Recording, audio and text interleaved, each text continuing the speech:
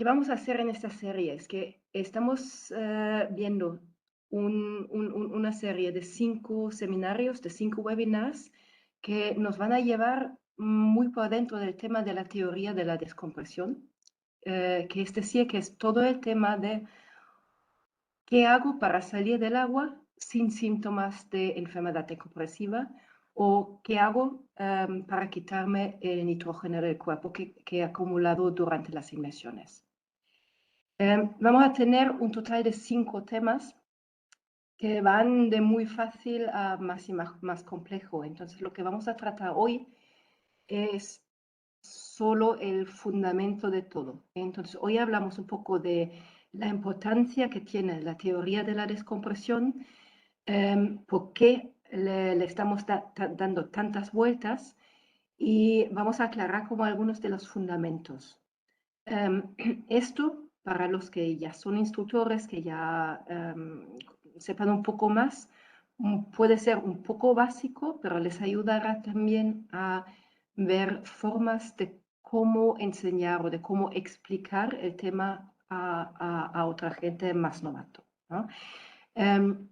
En las próximas sesiones luego vamos a ir mucho más al fondo. La segunda sesión, la que tenemos el jueves, va a hablar de los gases en el cuerpo y va a ir un poco al tema de la fisiología, donde también aparece como el tema de cómo se forman las burbujas, que son, cómo exactamente se desarrolla la enfermedad decompresiva y si solo es un tema de burbuja o si hay más cosas en juego en esto. Y luego la sesión número 3 es la donde vamos por fin a los modelos de decompresión muy concretos, a los modelos de Buhlmann y a las modificaciones actuales que se están haciendo um, para hacerlos aún un poco más seguros. Y luego en la cuarta sesión hablamos de modelos de burbujas, de los otros modelos de descompresión que están usando algunos de los ordenadores que tenemos y hablamos un poco de las discusiones que existen sobre paradas más profundas, que es uno de los temas que se han desarrollado desde el tema de los modelos de burbujas y que en el momento están todavía actuales, pero muy en discusión. Bueno, entonces esto es un poco el currículum del curso completo. En la última sesión, luego, la idea es que nosotros mismos planificamos inmersiones con un programa de descompresión gratuito que se llama Subsurface. Les voy a poner el enlace luego para que ya pueden empezar a jugar con esto. ¡Ah, Miquel! ¡Hola! Buenas, conseguí entrar. Bueno, perfecto. Bueno, ya he empezado como muy en horario alemán, ¿eh? No, claro que sí, faltaría más. ¿Sabes qué me pasaba? Estaba en la pantalla y ponía Join Meeting y no le he dado al botón. Yo esperando que vinierais todos. Pensaba que estabais todos tarde. Bueno, espero que esto no haya pasado demasiado, pero vamos, ya. No, no. No, no. Ok, El vale. idiota soy yo. Okay. Bueno, el inicio es un poco, es un poco esto, el currículum que vamos a tener, ¿no? Sí, sí, sí, sí. Tampoco te pediste mucho. Vale, vamos más allá. En cualquier momento, si hay alguna cosa que no entienden porque yo lo expreso algo mal, lo que no entienden el concepto, pues me pueden interrumpir y preguntar, esto sí, sin ningún problema, pero no para hacer preguntas adicionales. Estos nos lo hagamos para el final de todo, donde podemos aclarar cualquier cosa o discutir cualquier cosa, ¿no? Pero cosas que no se entienden, pues somos muy poca gente, entonces no hay ningún problema con que simplemente le levantan la mano, es que ponen el vídeo en la pantalla, se abren el micrófono y preguntan, ¿no? No hay ningún problema con poca gente, lo podemos hacer siempre, como si estuviéramos aquí en una mesa, ¿no? Vamos. Hoy, 2 temas principales. Uno es que vamos a dar una pequeña vuelta a la relevancia de la teoría de descompresión para entender un poco mejor por qué hacemos todo este lío y si por qué es tan importante entender bien los conceptos de lo que está pasando en nuestro cuerpo cuando buceamos y como de los conceptos básicos, muy básicos de saturación y desaturación, que son las cosas que probablemente ya conocen, pero si no, yo quiero estar seguro que en el momento en que seguimos con el tema, todos están en el mismo nivel con este tema, porque si no, no se entiende todo lo demás que viene, ¿no? Vale. La primera pregunta, ¿por qué hablamos de todo este tema? ¿Por qué nos rompemos tanto la cabeza con el tema de la teoría de descompresión? Y es muy sencillo, es que históricamente sabemos que de buceo ha salido un montón de gente lastimada y hasta muerto. Entonces, esto fue todo el fundamento de empezar en conceptos de cómo hacer más seguro el buceo. Ha salido de accidentes reales, ha salido de situaciones de peligro muy reales y ha salido de gente que han perdido la vida, que han perdido la movilidad, que viven como con muchos problemas después de haber buceado demasiado. Entonces, todo el tema es de cómo reducimos el riesgo de salir con enfermedades graves de alguna emisión, de alguna cosa que hacemos por las ganas de hacerlo. Entonces, mucho de la investigación o muchas de las cosas que vamos a ver salen del buceo militar, salen del buceo profesional, entonces salen de gente que tienen que ir a bucear y no tanto de buceo recreativo.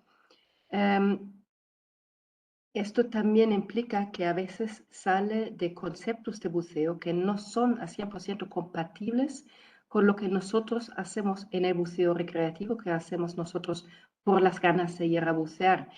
Entonces, no siempre las investigaciones que existen se adaptan a 100% a nosotros y también a nuestra evaluación de riesgos. Esto lo tenemos que tener en cuenta. Para nosotros, como comunidad de buceo recreativo, el tema no es tan grande. Vamos a ver algunas cifras ahora, porque los accidentes de buceo y sobre todo los accidentes que están causados por la enfermedad decompresiva, de hecho no son muchos, son muy, muy pocos y tenemos el tema muy, pero muy seguro ya.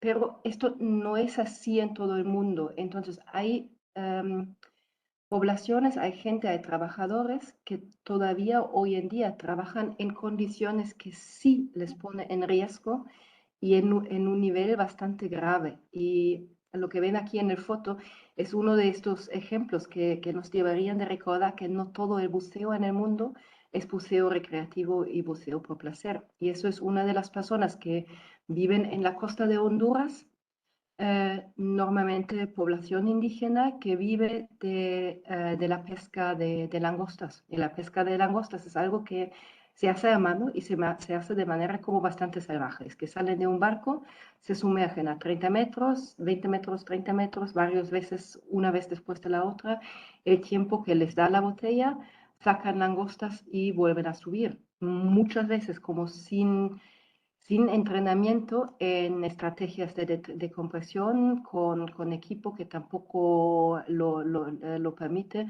y muchos sin ni siquiera llevar ordenador o algo por el estilo. Entonces ahí sí que la enfermedad decompresiva, que para nosotros es un riesgo un poco abstracto, sí que es una amenaza muy, pero muy real.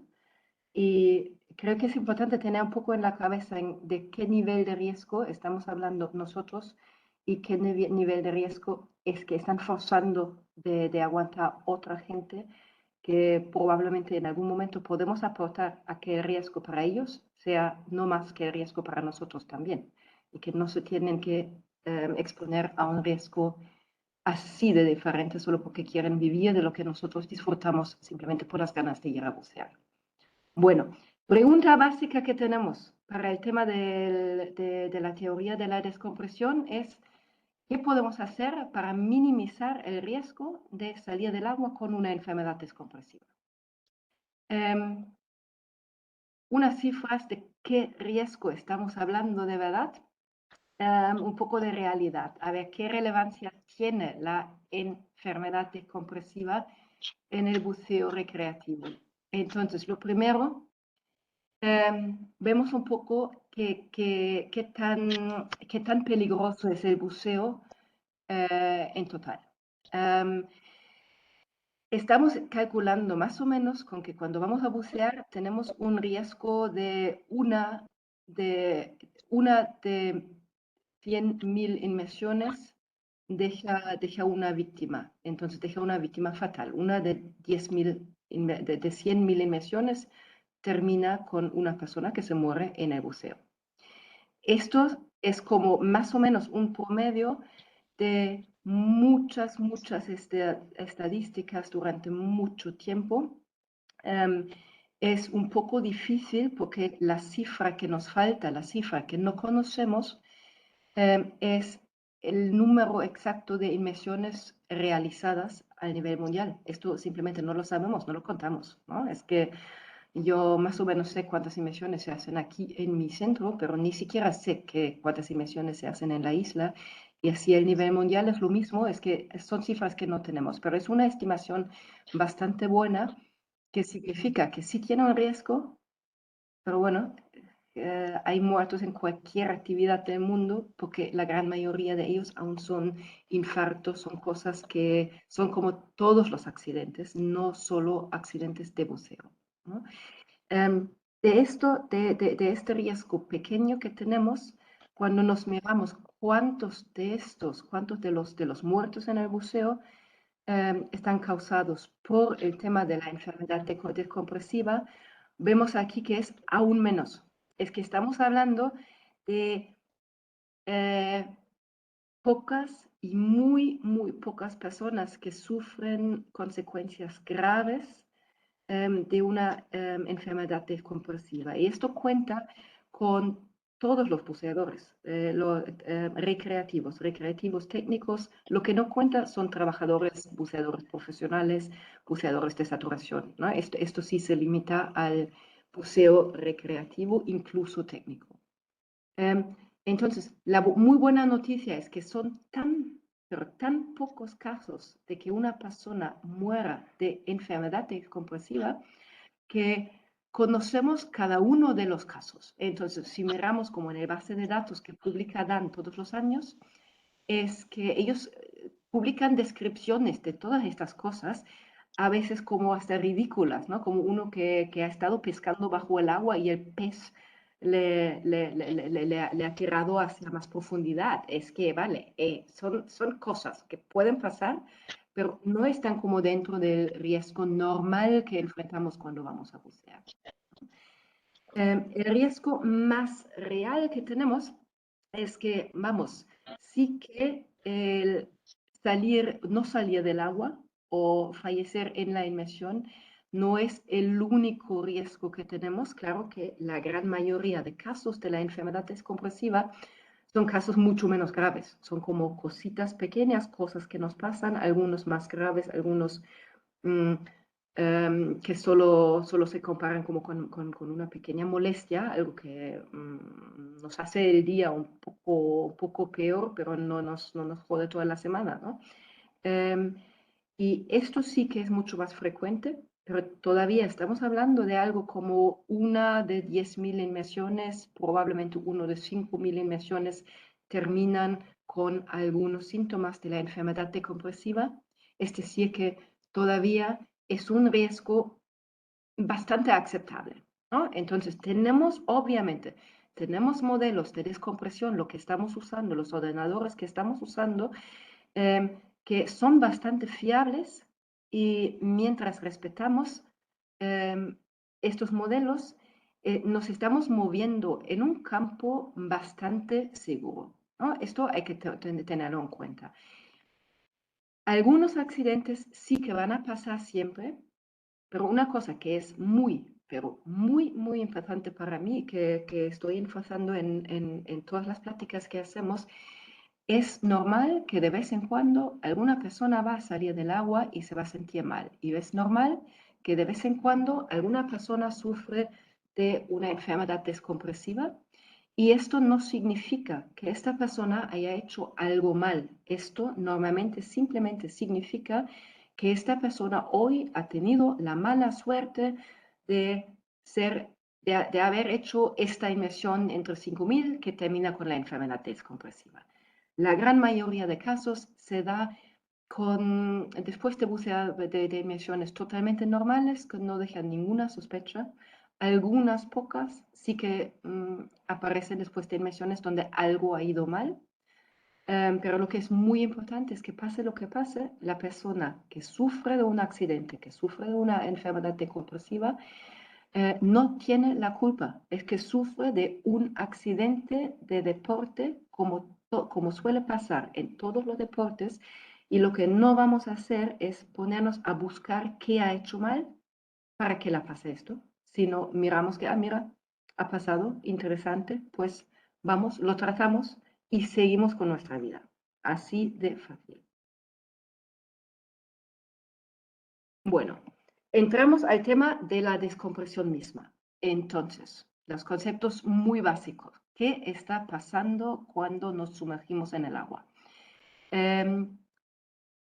Todo es un tema de gases y básicamente de gases y líquidos. Que dentro de los pulmones tenemos el gas que estamos respirando y la presión de esto sube cuando estamos bajando. Claro, ¿no? Respiramos gas bajo presión y en este momento el resto del cuerpo está saturado como a un nivel como si estuviéramos todavía en superficie. Entonces tenemos una parte de aire o de gas con una presión que va subiendo y tenemos este líquido que tiene la presión del gas menor que el gas que tenemos en forma de gas en los pulmones. Entonces, ¿qué va a pasar? Es que se va a disolver más y más de este gas en el líquido, en el cuerpo.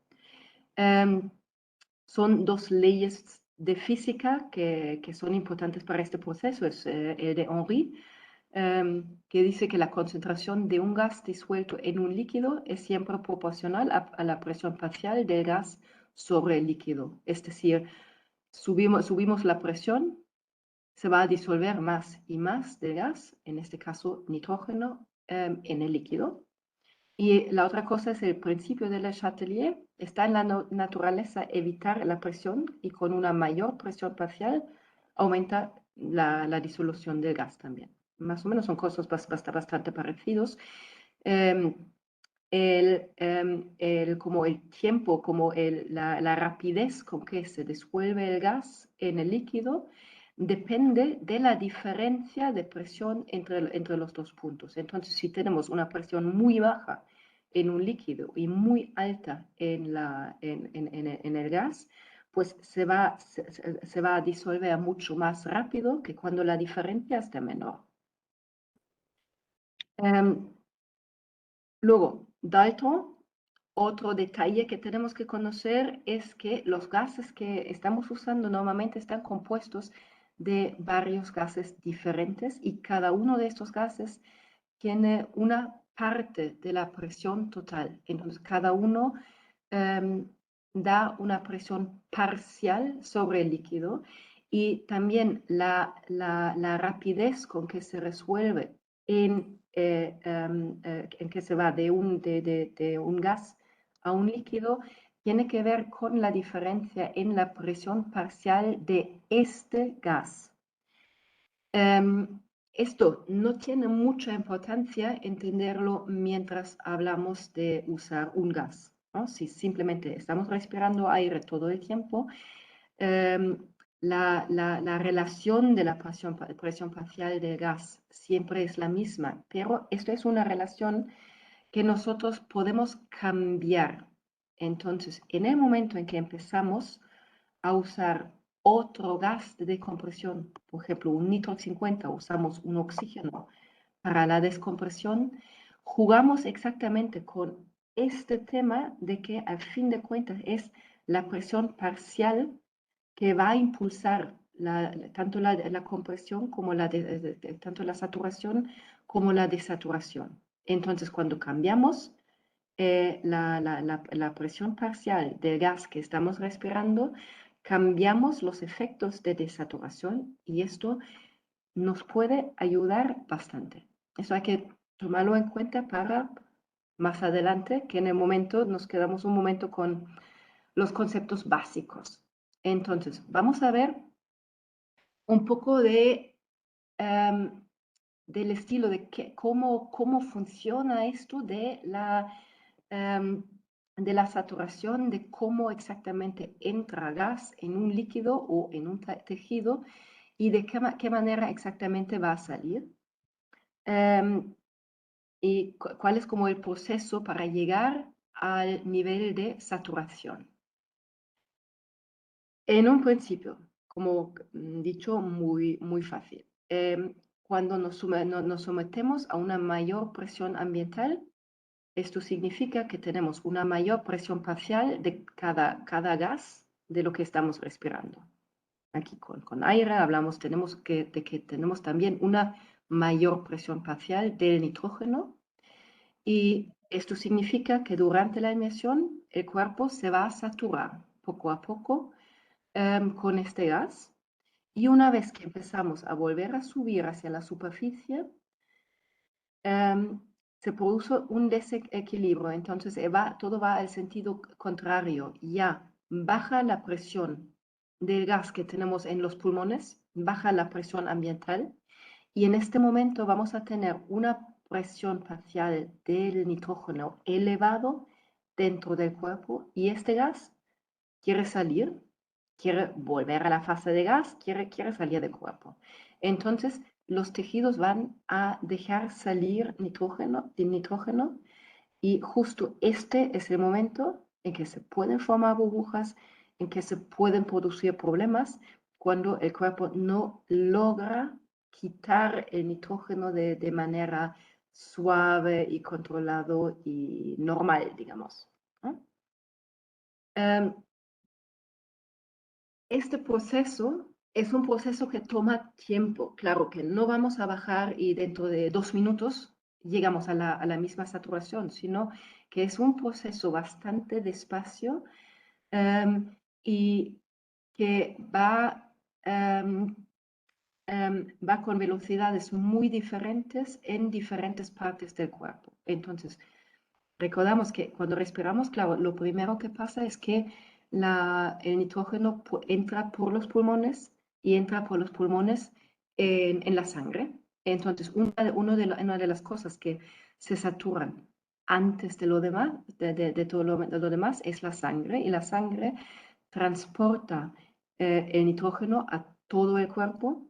Y hay como hay diferentes maneras de cómo llega el nitrógeno a todos los rincones del cuerpo, pero sí, seguro que llega con velocidades muy diferentes.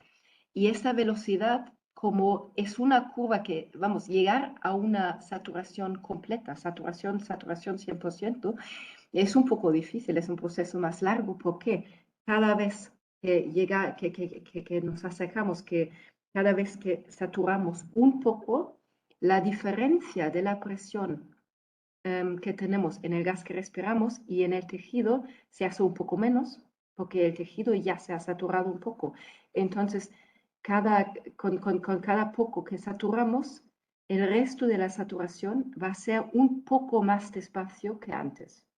Y esto crea curvas como estas, curvas que funcionan con tiempos medios o vidas medias. No sé exactamente, estuvimos hablando ayer del término perfecto en español, que no sé si es esto y si hay uno mejor. Pero el concepto lo que significa es ese tiempo que necesita un tejido para llegar a la mitad de la mitad de la saturación o a la mitad de la diferencia en saturación. Y esto es un tiempo que puede ser, por ejemplo, 5 minutos, que pueden ser 10 minutos, que pueden ser 20 minutos. Y luego, en cuando pasa otra vez este mismo tiempo, si tenemos, por ejemplo, aquí en la línea azul, tenemos una vida media de 5 minutos, en otros 5 minutos más hemos llegado a 75%. Como hemos hecho otra mitad del camino de los 50 a los 100. En los próximos 5 minutos otra vez vamos a hacer como la mitad entre 75 y 100. Entonces vamos a llegar aquí como a algo como 88.5. Y así nos acercamos a la saturación, pero como la diferencia de la presión de las dos partes está disminuyendo, también disminuye la velocidad de la saturación y con esto no llegamos a los 100%, pero llegamos a 98 punto algo después de 6 vidas medias y esto es el punto que por razones prácticas llamamos saturación, porque más allá de esto ya no cambia nada, ¿no? Como toda la teoría de la descompresión tampoco es una ciencia muy exacta, eh, es suficiente decir que 98% son 100, ¿no? Bueno, entonces aquí así que tenemos como varios tejidos en el cuerpo que en el mismo momento están saturando, pero están saturando en velocidades bastante diferentes. Nos podemos imaginar que los tejidos más rápidos son los que están más conectados con la sangre. La sangre misma, la sangre que circula en el cerebro, que es lo que nos da los problemas más grandes o más miedo de todo. Lo que está un poco menos saturado son como los músculos, también como saturan rápido, pero un poco menos. Y luego como cuando miramos los tejidos muy despacios, estos son como los tejidos que casi no tocan sangre, como los huesos nos saturan en algún momento, pero en algún momento que nosotros en el buceo recreativo nunca tocamos, ¿no? Entonces, durante la inmersión saturamos, pero el tema que a nosotros más nos interesa es cómo funciona lo de la desaturación, cómo nos quitamos el nitrógeno del cuerpo. Entonces, si hubiéramos llegado a un punto en que todos nuestros tejidos están completamente saturados, para ver cómo funciona la desaturación solo le tendríamos que dar la vuelta y vemos cómo desatura.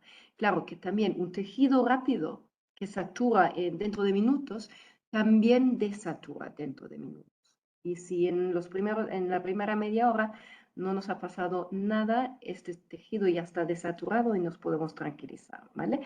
Pero los tejidos más despacios no, pues tardan mucho más tiempo y de ahí nos vienen los problemas que pueden aparecer hasta horas y horas después del buceo, porque todavía está saliendo nitrógeno, aun cuando ya hemos hecho muchas cosas más después del buceo. La cosa es que verlo así solo se vale para trabajadores que trabajan días y días y días bajo el agua y saturan por completo. Nosotros nunca llegamos a esto, entonces para lo que hacemos nosotros, la cosa se ve diferente. Se ve más o menos como esto, que sería como la saturación de diferentes tejidos durante una inmersión. Y vemos aquí el descenso, que es esta parte donde empieza a saturar. Luego el tiempo de fondo, cuando el cuerpo va saturando poco a poco en diferentes velocidades. Entonces vemos que aquí llegamos al punto de máxima saturación cuando empezamos ya a subir. Y cuando subimos, ni siquiera, cuando subimos empezamos a desaturar en el primero de los tejidos que ya ha llegado a una saturación mucho más alto, mientras otros tejidos, los que están más despacio, podemos ver aún en este pedacito corto que siguen saturando un poco más hasta que nosotros hemos ascendido hasta llegar a menos profundidad, a menos presión de la presión que tenemos en este tejido en este momento. Entonces, no es que empezamos a subir, empezamos a ascender y automáticamente empezamos a desaturar. No, no es así. La desaturación no empieza cuando empezamos el ascenso. La desaturación empieza cuando en nuestro ascenso estamos cruzando, estamos llegando a menos presión que el tejido de que estamos hablando.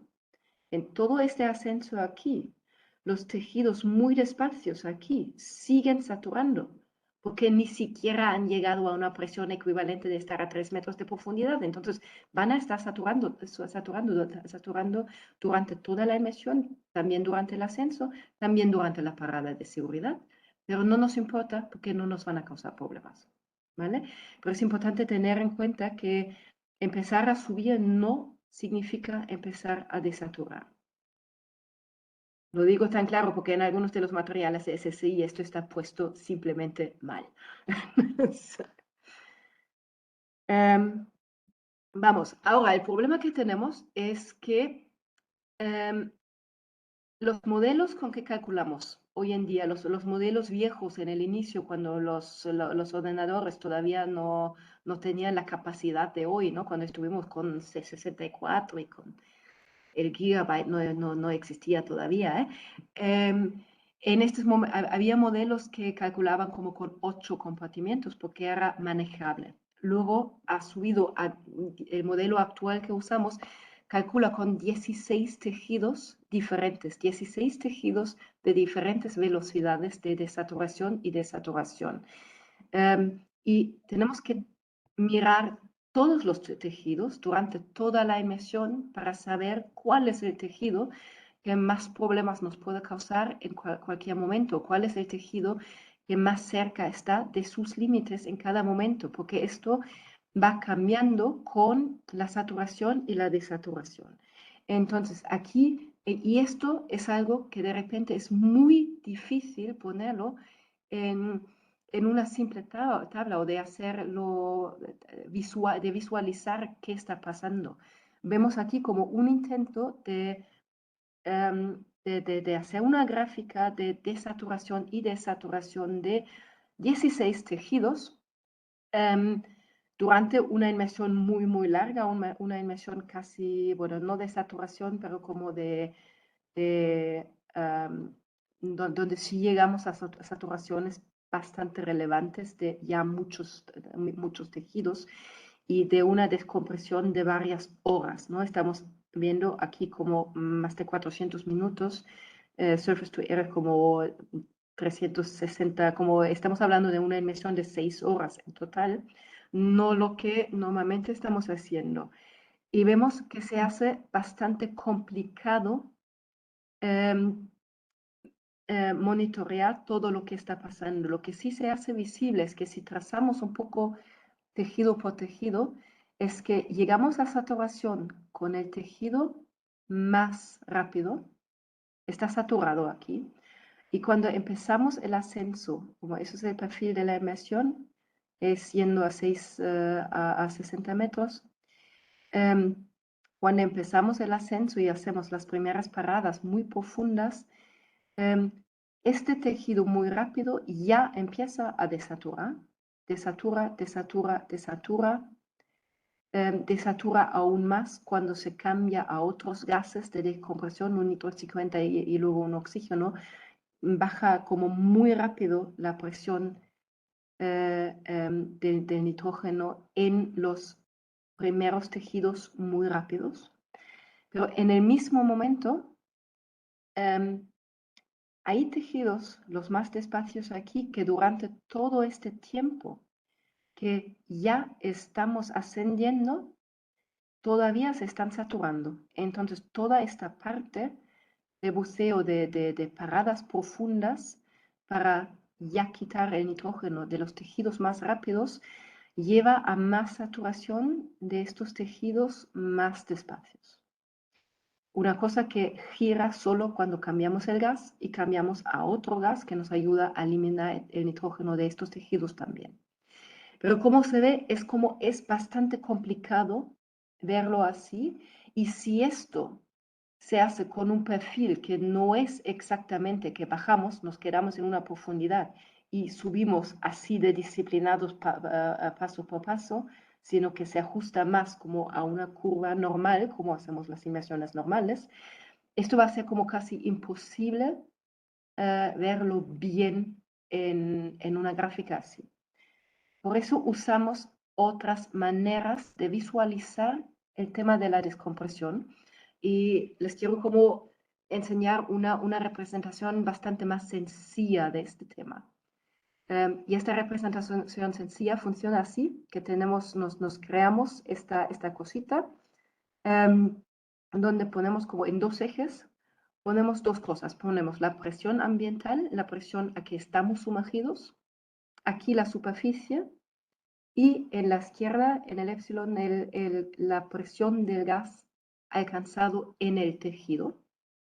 Entonces, aquí ponemos una línea que es la línea de equilibrio, que es la línea donde un tejido está saturado. Significa que cuando un tejido está aquí, se ha saturado por completo y la presión de un gas dentro del tejido es la misma que en la presión ambiental donde estamos en este momento. Entonces, esta parte es la zona donde un tejido absorbe gas y esta zona es la zona donde el tejido emite gas. Entonces, esto es la parte de la inmersión y esto es la parte del ascenso. Y aquí ponemos nuestra inmersión y ponemos un tejido. Observamos como tejido por tejido en esta representación. No sirve tampoco para monitorear 16 tejidos a la vez, ¿no? Pero nos podemos imaginar un tejido que es el tejido más importante para esta inmersión.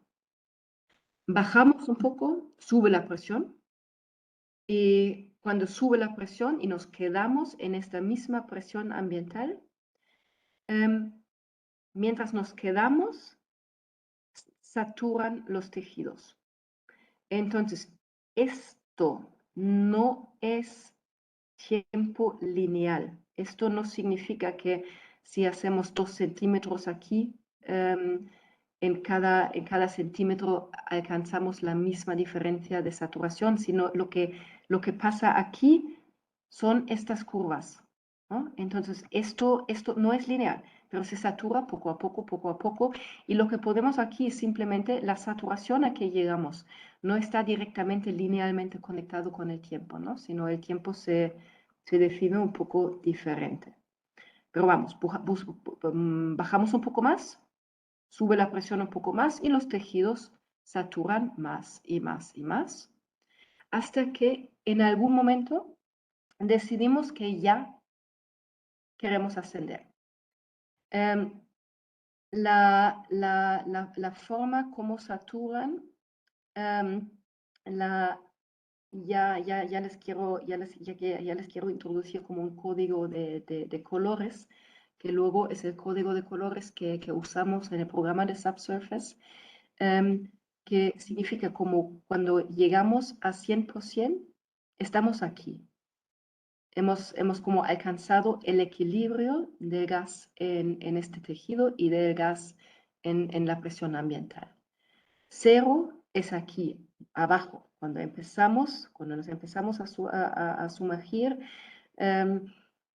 estamos como, está subiendo a un porcentaje del equilibrio, ¿no? Llegamos como a una cierta saturación que se puede, que podemos como calcular, que podemos medir como por ciento de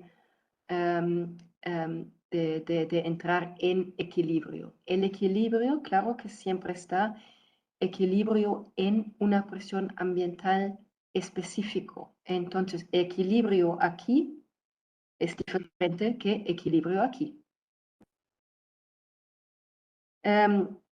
Luego, en algún momento queremos subir, estamos en un punto ahí abajo, nos pasa algo y queremos volver a superficie. Entonces, si nos pasa algo y queremos subir como lo más rápido posible, en este momento nos creamos un ascenso que nos lleva con una sobresaturación de los tejidos que en algún momento o en algún punto tiene un límite donde se vuelve peligroso. Estos límites son los que definimos mucho mejor en la sesión número 3 de este seminario, ¿no? Entonces, esto va a tratar específicamente y solamente de esto, de cuál es el punto hasta que podemos subir. Pero lo que está seguro es que subir en pánico, subir directamente a la superficie, nunca es una buena idea.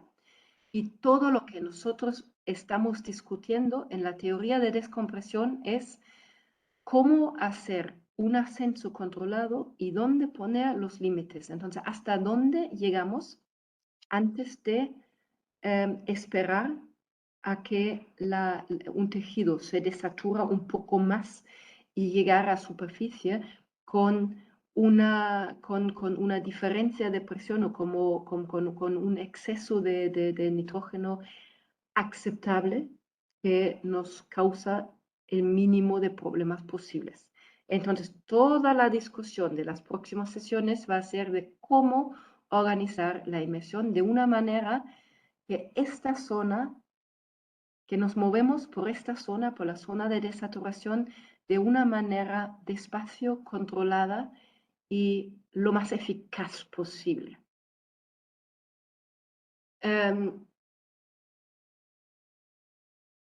Lo que sabemos son dos cosas y esto es como el equilibrio que estamos buscando.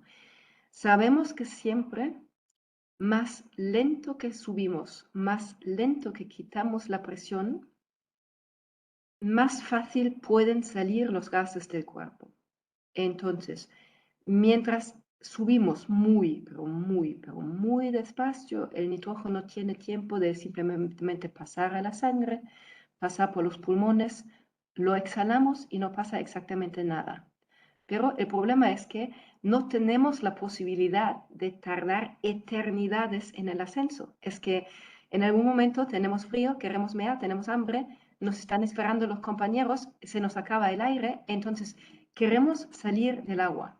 Y esto siempre implica que tenemos que crear, que en algún momento tenemos que quitar la presión. Y todo lo que tenemos que pensar es en qué momento quitamos la presión, de qué forma, ¿vale?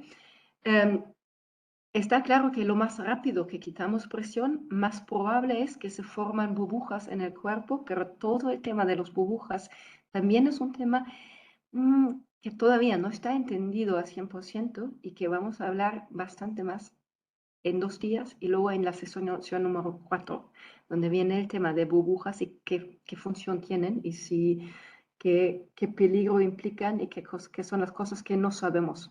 Que con esto también tenemos que vivir que hay mucho, pero mucho en la teoría de descompresión que simple y sencillamente todavía no se ha entendido. Entonces, normalmente cuando escuchan a alguien decir que no, yo lo he entendido, es que la cosa funciona así y así, y si sigues a este ordenador o a esta regla o haces esto y esto, todo va a estar seguro. Desconfíen, porque lo más probable es que no ha entendido nada, ¿no? Todos los que saben del tema saben que no saben, que hay más cosas que no entendemos de cosas que sí entendemos. Algunas cosas sí que entendemos y estos también los queremos mirar, por supuesto. Bueno, con esta pequeña introducción a la física, volvemos un poco al tema de la relevancia y el base de datos, de qué estamos hablando y por qué hacemos todo este tema. Mientras en el inicio hemos mirado más a los accidentes graves, también tenemos como algunos datos de, de enfermedad decompresiva en un nivel un poco más bajo, ¿no? Que causa problemas, pero no causa problemas tan graves. Y ahí hay 2, 3 cosas que están seguros y 2, 3 cosas que no lo son. Tengo aquí el enlace al estudio de Dan, que es como que es uno de los bases de datos que son bastante importantes, bastante interesantes y vale mucho la pena revisarlo.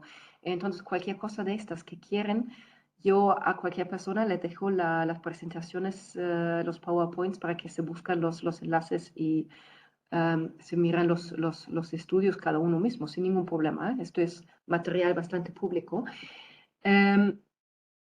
Hay algunas cosas que nos hablan de cómo está repartido el riesgo.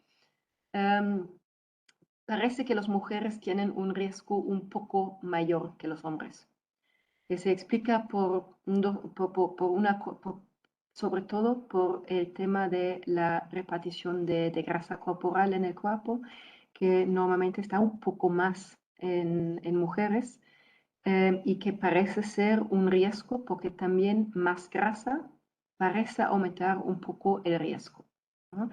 El otro tema de por qué mujeres tienen más, puede haber una cosita que juega, que tiene una función también. Puede haber esta cosita que los hombres tienen más tendencias a negar problemas y puede ser que simplemente en los casos que se han reportado ha habido más mujeres que han dicho, mira, sinceramente hoy sí noto algo que no está tan bien o tan normal, mientras hombres con las mismas síntomas probablemente, no, esto es todo, no, es que un poco esto, pero no es nada y no lo han dicho. Puede ser que no. ¿Eh? Eh, y bueno, la noticia buena de este estudio también es, o la noticia interesante, es que muchas de las cosas que todo el mundo supone que esto es un factor de riesgo, es que haber tomado alcohol la noche anterior, está muy cansado, frío, el uso o no uso de nitrox, estadísticamente no tienen nada que ver. Entonces no se puede comprobar que todas estas cosas tengan algo que ver con tu riesgo de sufrir de enfermedad descompresiva. Todavía diría que no es muy buena idea tomar demasiado alcohol la noche antes de bucear, claro, por diferentes razones, pero no es que esto automáticamente levanta tu riesgo de enfermarte, es que no hay cifras que lo comprueban. Y la otra cosa que les pido que lo guarden en la mente durante las próximas sesiones son las cifras de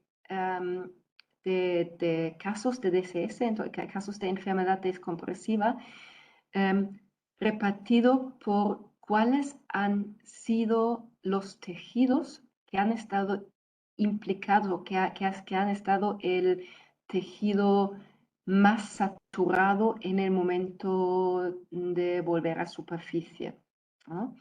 Lo que podemos ver aquí es que tenemos aquí los diferentes tejidos, los muy rápidos, los medianos y luego los tejidos despacios.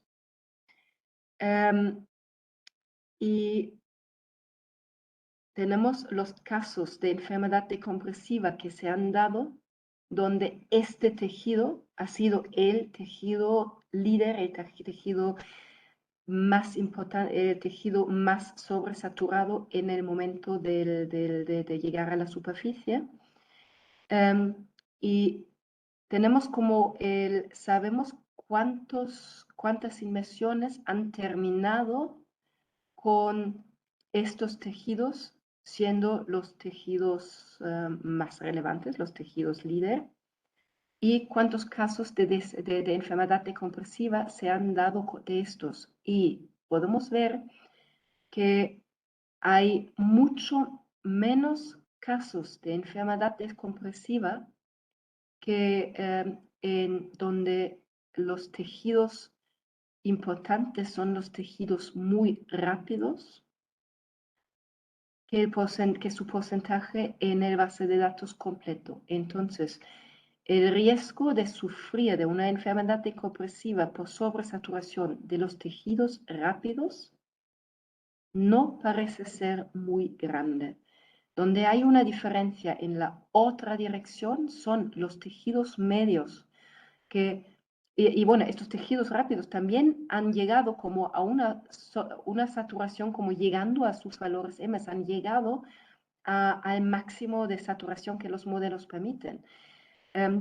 Los tejidos medios, hasta este también, han dado más accidentes, como un porcentaje más alto de casos de DCS que su porcentaje de inmersiones en el base de datos completo, y lo han dado con saturaciones que están bastante lejos de los límites de no decompresión que da el ordenador normal recreativo, ¿no? Entonces, esto es una cosita que van a llegar a entender por completo cuando terminamos el curso, pero que les pido que ya intentan mantenerlo en la cabeza, porque podemos asumir que los tejidos rápidos y también los tejidos muy despacios están muy bien representados en los modelos. Entonces, llegar a los límites en estos tejidos, nos podemos sentir lo suficiente seguro que no nos va a pasar nada, porque la probabilidad es muy poca. Pero hay una sobrerepresentación de enfermedad decompresiva cuando el tejido guía o el tejido líder es uno de los tejidos medios, y ahí también cuando no hemos llegado de verdad a los límites de no decompresión. Entonces, son estos tejidos medios, son los tejidos que saturan como en no muy rápido, no muy despacio, que parecen crear más problemas de lo que prevén los modelos, y son estos tejidos que más deberíamos de tomar en cuenta cuando planificamos cómo desaturar.